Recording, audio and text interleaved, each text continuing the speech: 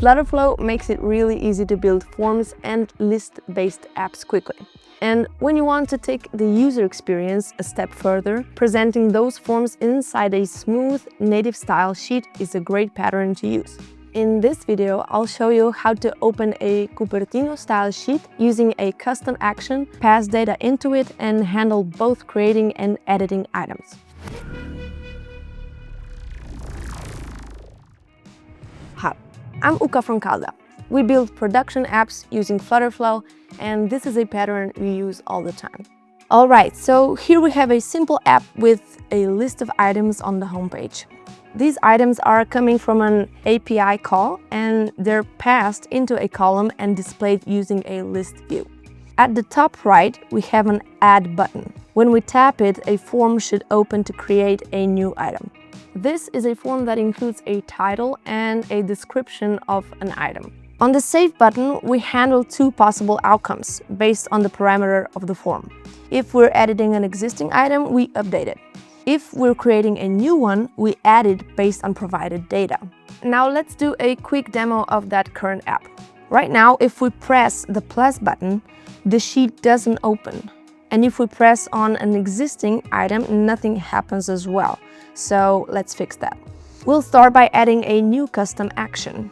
In the custom code section, we'll name it showCupertinoSheet. Under action settings, we'll include the BuildContext and define the arguments, and we'll add one argument called item and set its data type to our item model. This has to be used for editing existing items, as we saw it in the action builder earlier. Then we generate the boilerplate code and paste in the code snippet from the description. Here we pass the item form widget into the custom action so it can be displayed inside the sheet. Next, we bind this custom action to both flows.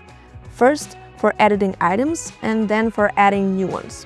For editing, we pass current item data into it, and for adding a new one, we just set it to null. Alright, everything is connected now. Let's check for any errors, reset the app, and let's test it out. First, we'll try editing an item. As you can see, the Cupertino sheet is displayed properly. We can dismiss it. Now let's update the title, click Save, and we can see that the change is applied. Next, we'll add a new item. We enter a title and description, click Save, and the sheet closes. And just like that, the new item appears in the list. And that's it. You now have a Cupertino-style sheet fully working in FlutterFlow with support for both creating and editing items using a custom action. This is a really nice pattern for building smooth, native-feeling interactions in your app. And from here, you can expand it with validation, additional fields, or more advanced UI inside the sheet. If this helped you, make sure to follow and subscribe for more FlutterFlow patterns, custom actions, and advanced UI tutorials.